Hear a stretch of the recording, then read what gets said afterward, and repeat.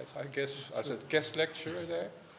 And he has published particularly on right-wing extremism. And among his English language books are published at Routledge, Political Extremes, 2010, Right-Wing Extremism in Europe, and Idiocracies in Comparison, 2016. Please, you can start. Thank you very much.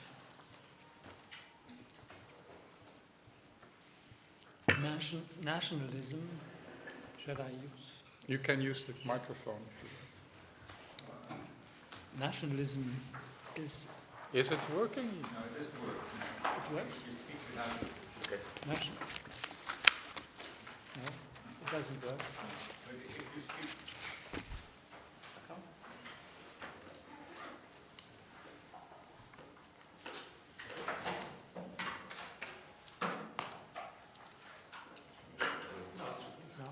it works now? No. Yes. Now it works. Nationalism is the ideological link between the right-wing parties in Europe.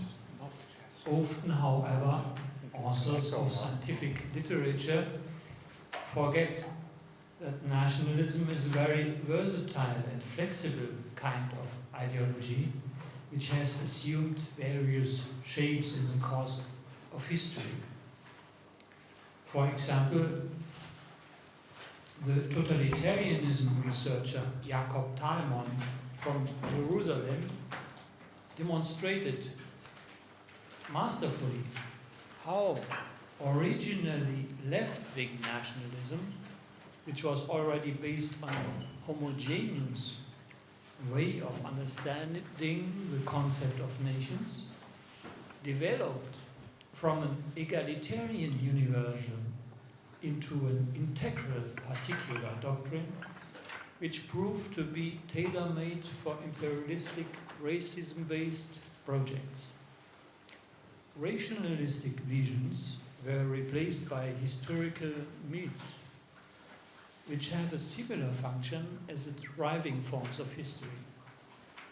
In terms of the history of ideologies, this can be grasped most of all by the intellectual development of Georges Sorel, from Marxism to national syndicalism, and by his influence on Mussolini and the latest career from a left-wing revolutionary editor of the newspaper of the Socialist Party Avanti to the founder and leader of fascism.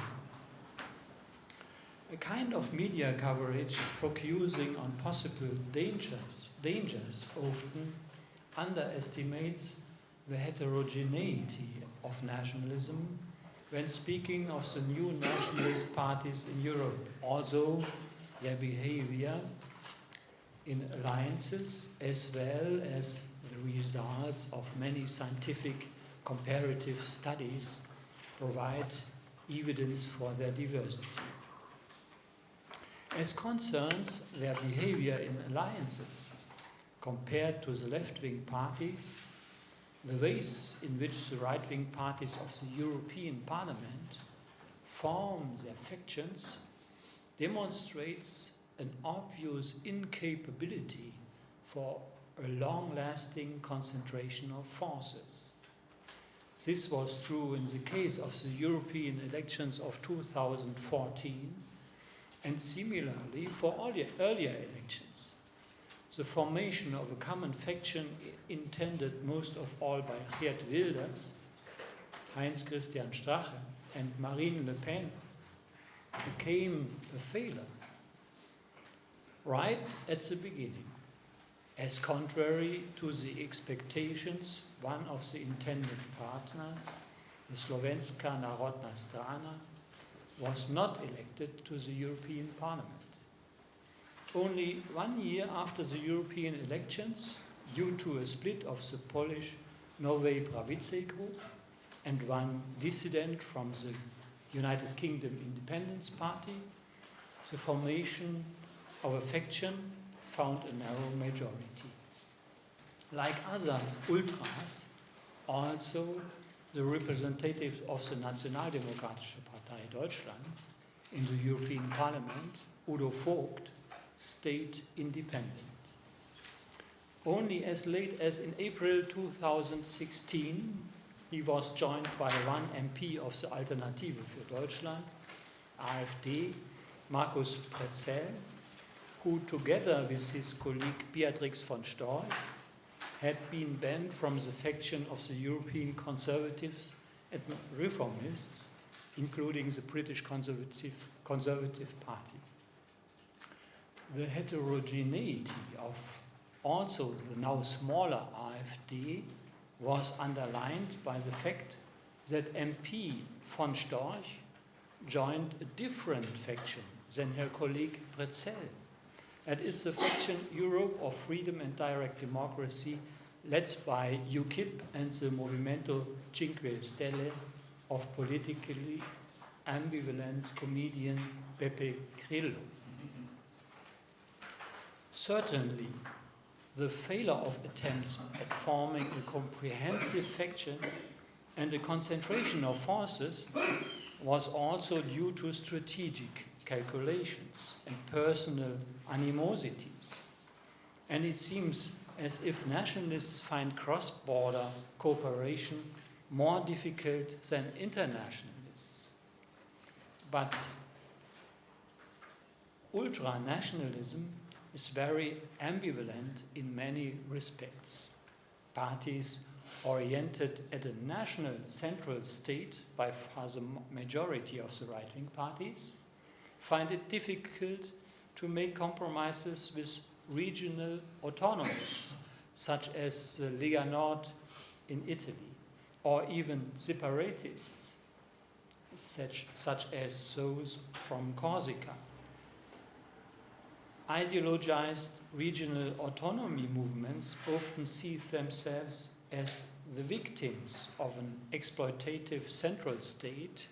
That's at the moment the case in Catalonia in Spain, abusing its power, and are thus intransigent political opponents of the nationalist supporters of the central state concept. Another line of conflict is this one. Historical struggles between the nationalists of different states give rise to territorial claims, poisoning the relations of geographically neighboring states. For the German extreme right, for a long time the issue of South Tyrol was a point of difference, burdening the relations to like-minded movements from Italy. Today, struggles of this kind still play a role most of all in East and Central Europe, where under the umbrella of real existing socialism, historical lines of conflict seem to have been preserved, such as in the case of Slovak SNS and Hungarian Jobbik, when it comes to the results of the Treaty of Trianon. Michael Frieden defined nationalism as a thin-centered ideology. This concept is particularly thin in the Anglo-Saxon countries, where it refers to all those political movements as considering under current and future historical political circumstances the nation-state an essential precondition for creating and maintaining a constitutional system. Instead, here I focus on those forms considering the nation a collective, however it may be defined, which is of outstanding significance when it comes to the conflict of values, which places much more weight on the nation than on individual liberty and loyalty towards other social entities of higher, such as humanity, or lower, such as family or the local environment level. However, even according to this narrow definition, the ideological core, in Frieden's sense, is thin and adaptable and may combine with many even contradicting ideologies. At the high time of Thatcherism and Reaganomics, nationalist parties appealed to the voters by way of economic liberal programs and spoke out in favor of privatization and reduction of the social state. Today, Herbert Kitschel's winning formula for successful nationalist parties in Europe is mostly a thing of the past.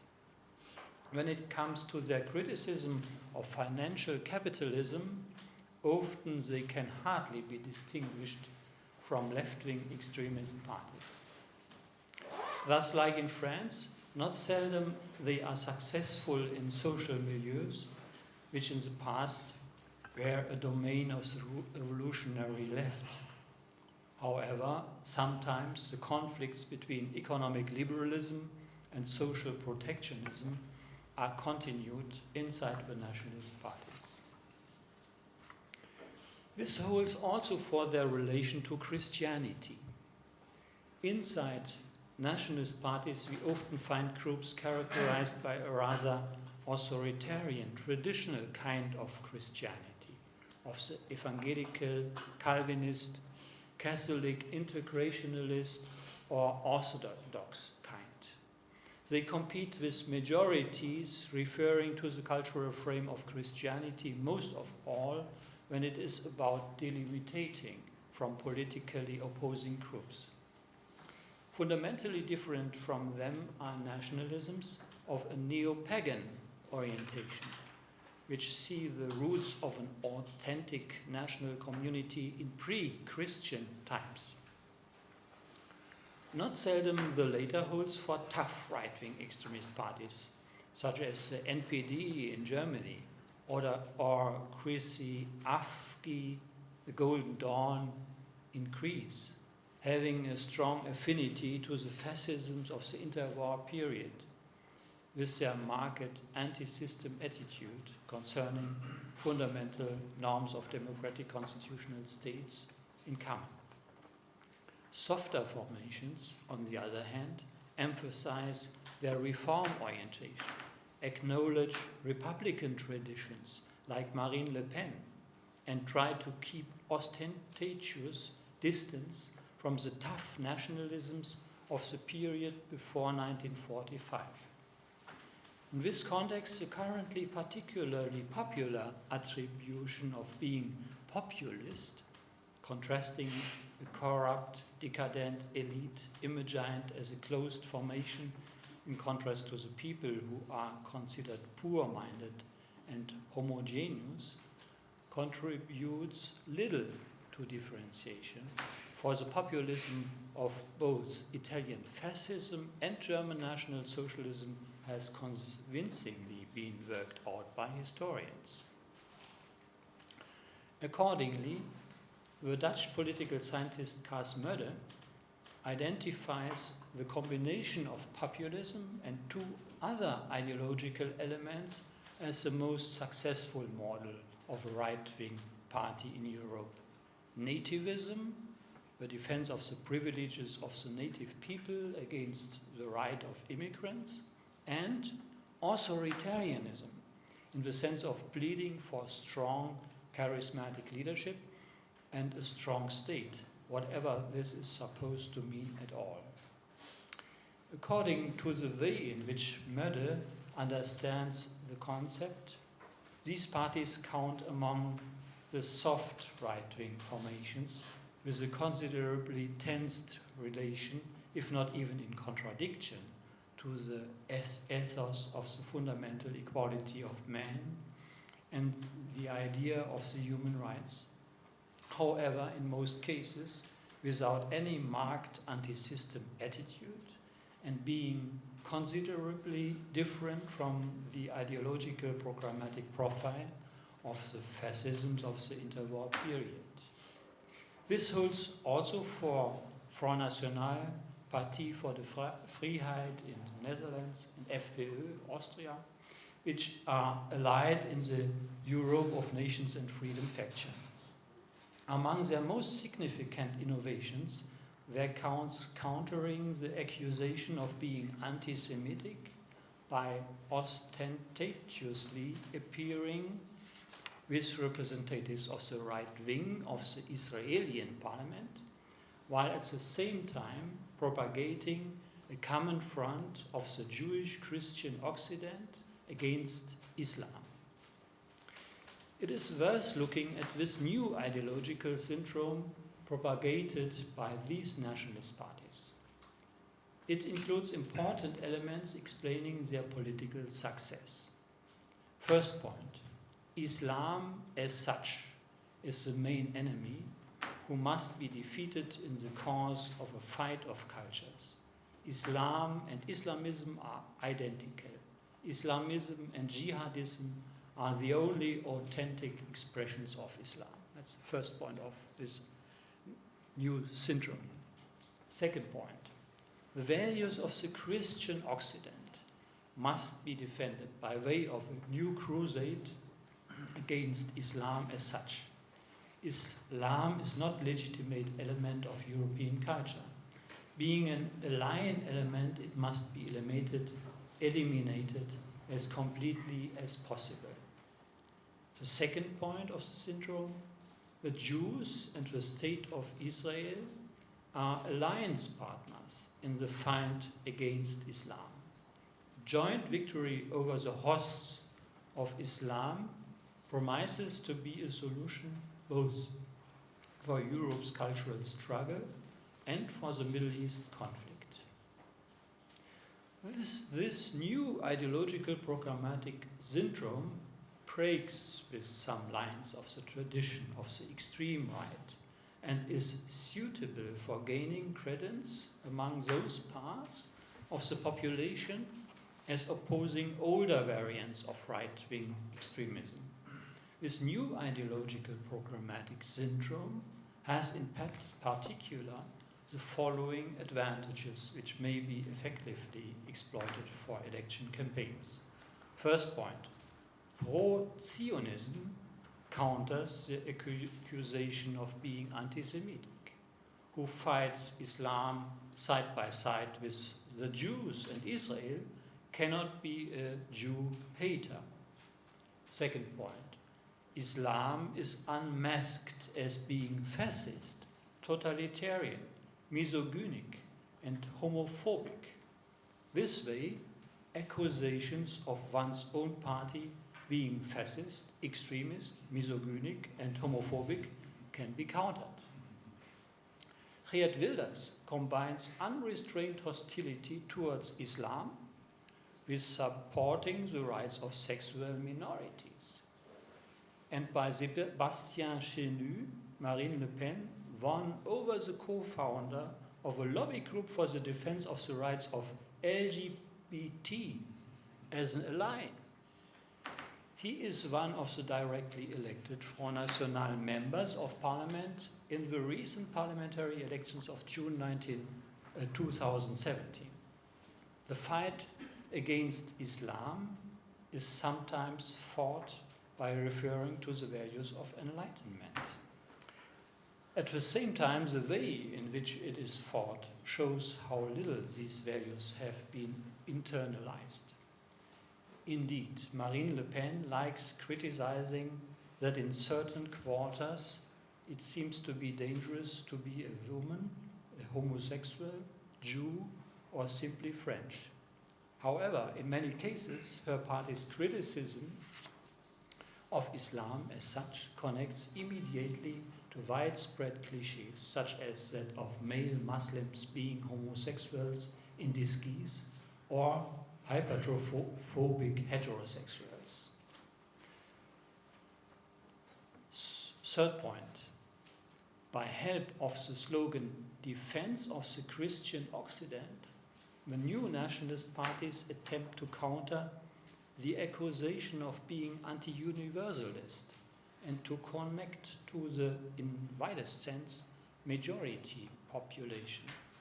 This way they try to thwart the accusation of being ethnocentrist, for as they claim, they do not only defend Dutch, French or German, but European values against aggressors who are aligned to our culture. The new nationalism of this kind is a kind of European nationalism. It counts on a European cooperation of nationalisms. In most cases, it is ideologically based on ethnopluralism, a term introduced by the Nouvelle Droite, and rejecting any hierarchical order of ethnicities, but propagating the cultural, sometimes even biological, homogeneity of ethnicities as a guiding principle.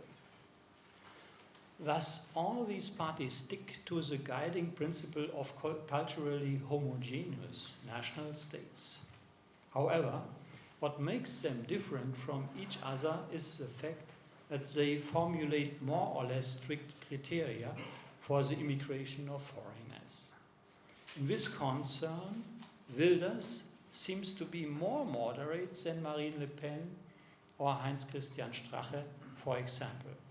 In the last election campaign in Germany, or the German Bundestag, the AfD has neither generally ruled out any immigration for economic reasons, nor strongly limited contingents of refugees. This makes it different from the NPD, which years before the ban proceedings developed a program for the repatriation of foreigners, Ausländerrückführungsprogramm, based on which even so-called Passport Germans, Passdeutsche, Passport Germans, German citizens with migrant backgrounds, were supposed to be sent back to their home countries, Heimatländer. European nationalists are united by their protest against negative effects of migration, which is mostly stated in an alarmist tone. If immigration from non-European countries, such as in the cause of the refugee crisis, and against the background of spectacular attacks by Islamist terrorists, becomes an issue of fear, and wider parts of the population start doubting the ability of the established parties to find solutions, there are growing chances for populist extremists to exploit accumulated frustration, resentment, disenchantment, and downheartedness for their own purposes, in the context of which they spread simple identity offers. In many European countries, the close sequence of Euro crisis and refugee crisis has clearly increased the pressure on the political system and the established political actors. Favorable framework conditions such as declining dynamics of the economy, growing unemployment, the growth of the precariat, however, result in right-wing extremist parties being successful with elections only if they are capable of exploiting such opportunities and of reacting to them by attractive offers to demands not met by established parties. Research has not been able to formulate any winning formula. It is easier to clearly identify reasons for failure. As demonstrated by the history of the NPD in Germany, among others, a marked affinity to the fascisms of the interwar period proves to be a competitive disadvantage.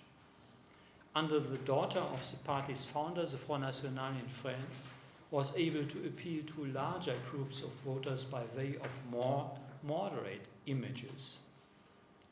The keyword is de-diabolisation, demonization, Entteufelung in German. Other than the Front National, the AfD in Germany did not develop from the right-wing extremist scene. However, it is increasingly oriented at the model of the demonized Front National. But one must wait and see if in Germany, given a public characterized by the NS trauma, demonization will be successful in the long run. A political culture characterized by experiences from the past may limit the prospects of success of right-wing extremist parties for a long time. Most experts consider the failure of formations of this kind on the Iberian Peninsula as a result of the rather recent end of the right-wing dictatorships there.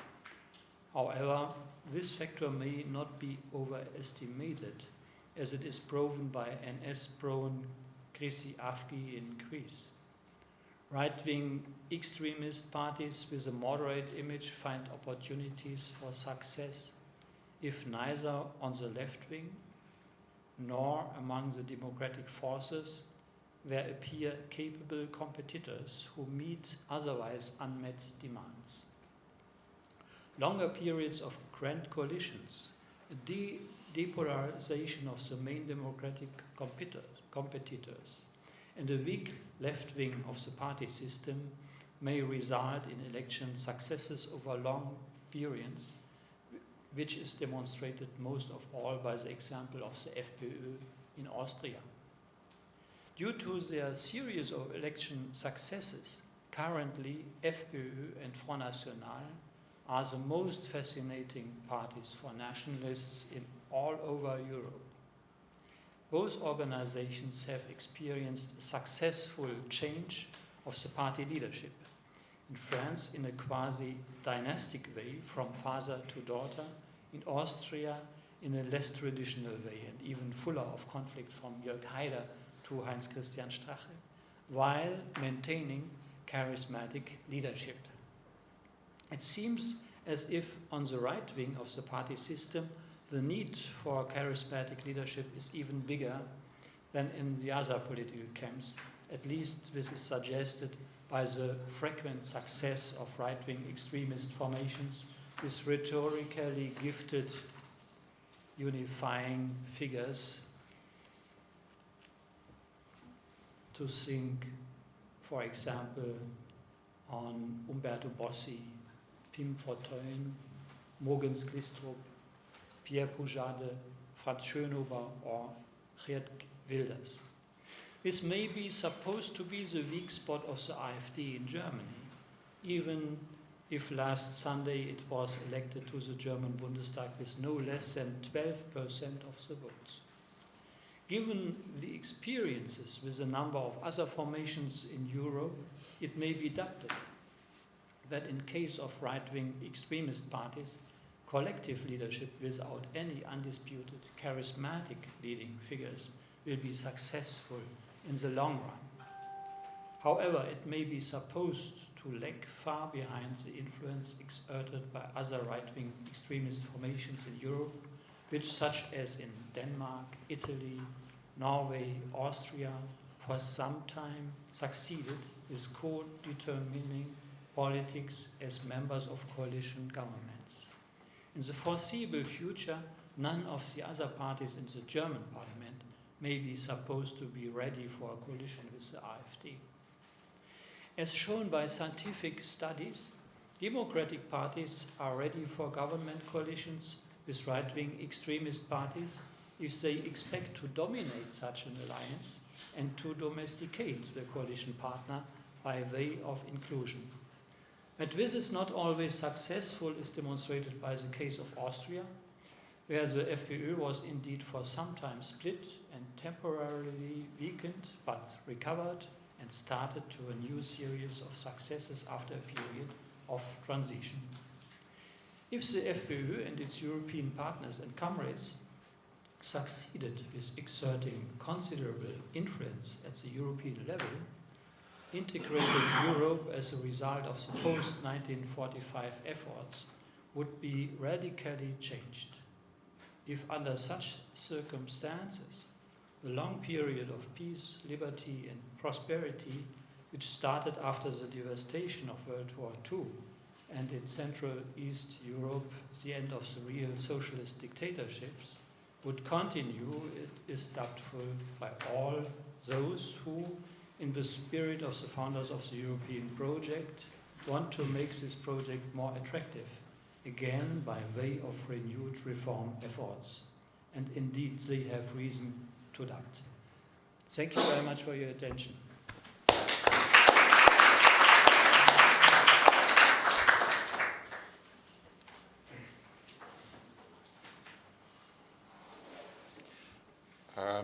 Maybe a question about the situation here in Poland. How you didn't comment on Poland in your lecture. How does Poland fit? Is the current government? Is it a right-wing government in your frame? No, in my frame, I would say there are strong nationalist tendencies in the government, but right-wing means, in my definition, a clear anti-system attitude against basic fundamental values and procedures of constitutional democracy. And certainly there are tensions, there are certainly tendencies in this direction in the Polish government, but these tendencies are not, I think it's not the whole government which could be defined in such a ultra-nationalist sense, in my opinion. But there are many people who know the Polish situation better than I here. Thank you. Thank you for very interesting lecture. I would like to ask about, extend a little bit the question which was asked by you. So the question of the varieties of the Eastern European nationalisms. Yes, because while there are some similarities, clearly, for instance, the idea that right wing can be supportive of the LGBT movements or the rights is kind of exotic in this context, in our context. But there are at the same time some similarities, like for instance this tendency of destigmatization, or you call it de-demonization of the right, which is clearly there also in this context. And I just want to, I'm curious about your comment about this Eastern European varieties of nationalism. I can see two elements which might be quite interesting here. First element is this idea which is very Polish, but not only Polish, this anti-murale Christianitatis, yes? So the first wall of the Christianity, which protects Europe on the external border, which can be very useful also for the core countries in Europe, because then you have all the demons at the borders. So it's better to have Orban or Kaczynski as those demonized anti-democratic forces than to have this kind of figures inside the center of Europe. And the second idea is, again, quite Polish, but not only Polish, is this idea of intermarium.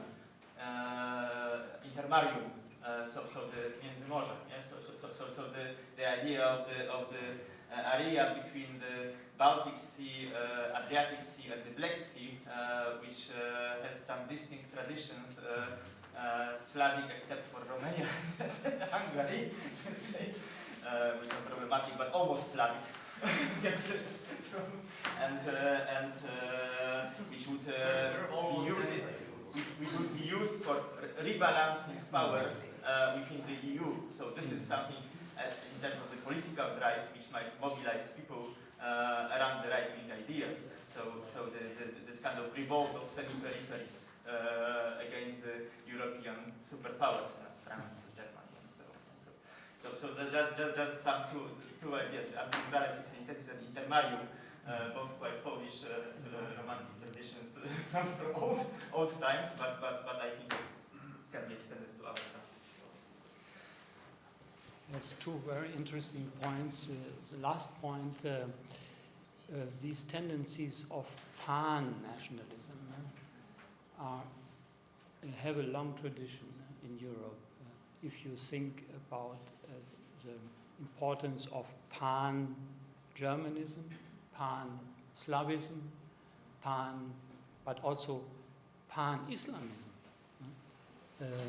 After the fall of the Ottoman Empire, pan-Islamism played in the Islamic countries an important role, like pan-Slavism in the Slavic countries and pan-Germanism in the German culture. Today there are other pan ideas. Far right, racist far right of a more Anglo-Saxonian style would realize the imperium of the white man, of the white race. And white race is wider defined than the white race of the National Socialists, the German National Socialists. They defined the white race as Aryan, and the Slavs were excluded from this empire. But the new racist white power ideology is more inclusive. It includes the Slavs in the reign, in the imperium of the white power. And the vision of an intermare alliance between different countries competes with the Alexander Dugin's concept of Eurasia. This has supporters even in France, in the Nouvelle Droite, or Alain de Benoit and Alexander Dugin had close exchange, and even in Germany there are very hard, tough right-wing, little right-wing groups which are oriented via this vision of a Eurasian empire, new Eurasian empire. And these different conceptions of empires are not compatible. They are incompatible. That's a problem for the nationalist parties. The second point, Christianity. I think that's an important point for explaining the success of the new populist right-wing parties in Europe. It could be also attractive for Polish nationalists, that's clear, because there is a real religious base. In Saxony, in the region in Germany where I work, the religious base for such conception is very thin. Most people are not religiously oriented. In Poland, the situation is completely different. And I think it could be interesting as a strategy, as an element of programmatic element with strategic importance for the success of such parties.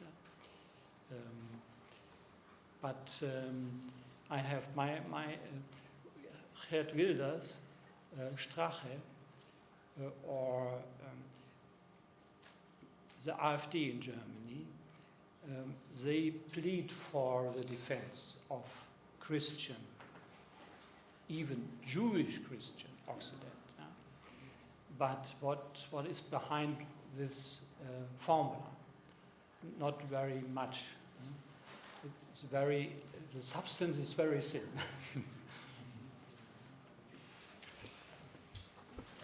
Thank you for sharing your insights, which involve European scale. And your talk is, in a way, a bit comforting, actually, because you have shown us all the failures of these parties to cooperate with other parties, regional parties, etc. But there is something that may be also important, and that is the kind of agenda-setting function of these parties. So when they come to the fore in national parliaments or in European parliaments, they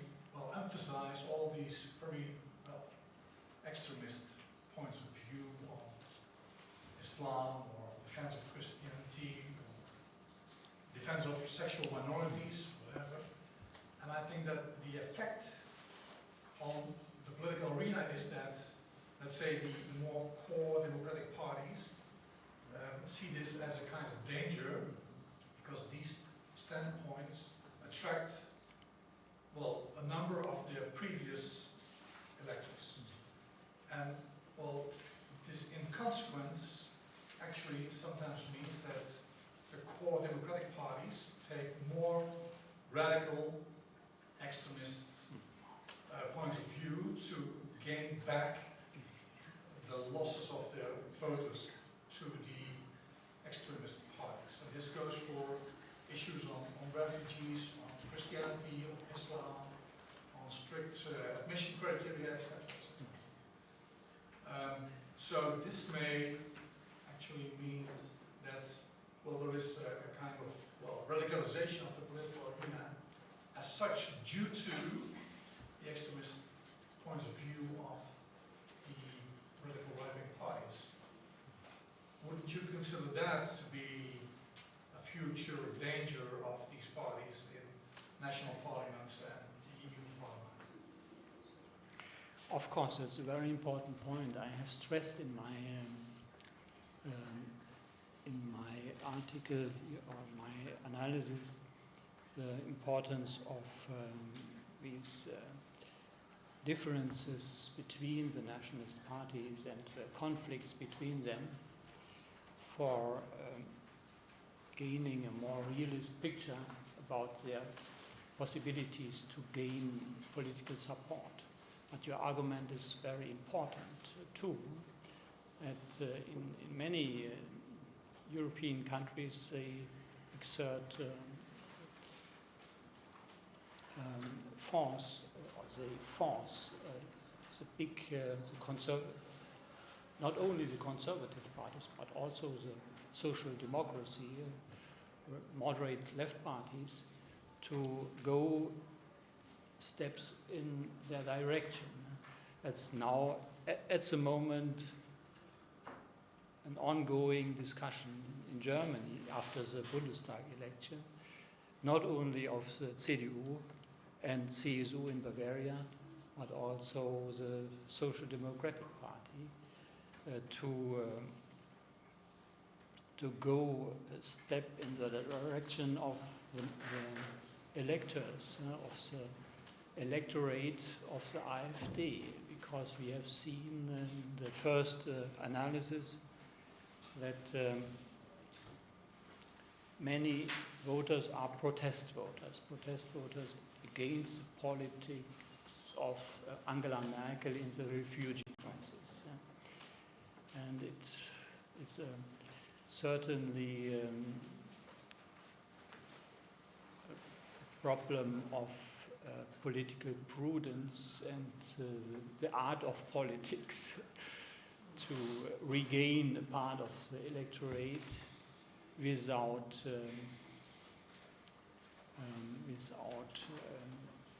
treason of values, of important values of the constitutional democratic states. But I think it's a very important argument. Last question, Pete. Why are these parties called right-wing?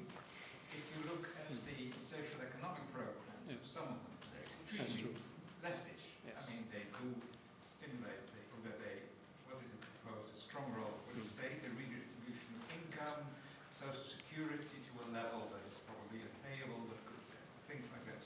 Why are these parties constantly called extremely right-wing? You are right. Only on the basis of the economic programs you cannot put them in the box of right-wing nationalism. We put them in that box because they are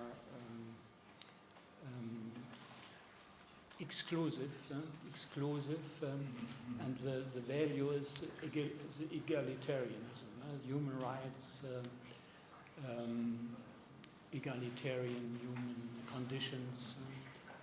in this respect they are right-wing, but not in their economic programs. Okay, very last question. After the Bundestag election, I noticed in Poland some kind of panic and sometimes even description of AfD like as a fascist party. So could you please explain very shortly how much the AfD is similar to the examples of parties you mentioned today? So the Help-Builders, PVV or the FPÖ or Le Pen Front National. And is really AfD so radical that we should compare it to the very past? The AfD was founded in 2013 as a party in the Euro crisis from professors of economy, which is a conservative, culturally conservative and economically liberal profile. And in the refugee crisis in 2015, the right wing of the party was strengthened and the party split in summer 2015 in two parts. The founders of the party lost the party and created their own and not very successful little party. And the rest of the AfD went in the direction of Marine Le Pen, Geert Wilders, and Strache in Austria. Austrian model is, I think, the most important model for the German AfD. It's clear, the cultural neighborhood. And I would say until today there are big problems in the inner party problems, conflicts. There is in the party still an economic liberal wing with Alice Weidel and Jörg Meuthen in the party leadership. And on the other side of there is a right-wing wing which is close to the NPD. It's not very far from the NPD. Yeah? Not very far from the NPD. But perhaps ideologically a little bit more moderate. It's like, I would say, ideas of the Nouvelle Droite play a certain role. In the leading journal of the party, Secession, it's a German journal of Neue Rechte journal of the new right, of the German new right. They plead not for National Socialism. They defend even resistance of Count Stauffenberg against Hitler, but on an ultranationalist platform. They are German nationalists, also with a model of the homogeneity, of cultural homogeneity of the German nation, but I wouldn't say that they are national socialists.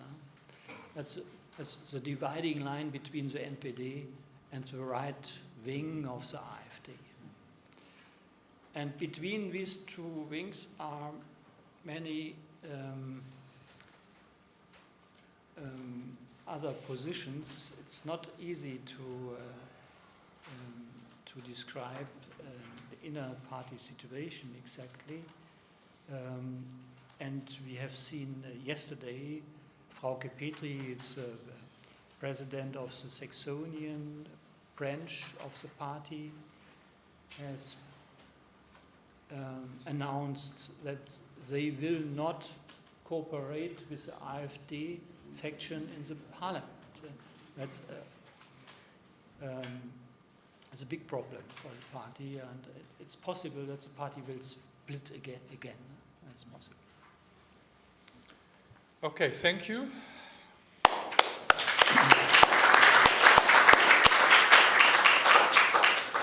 Bogdan will take the chair with his team. No, you don't have a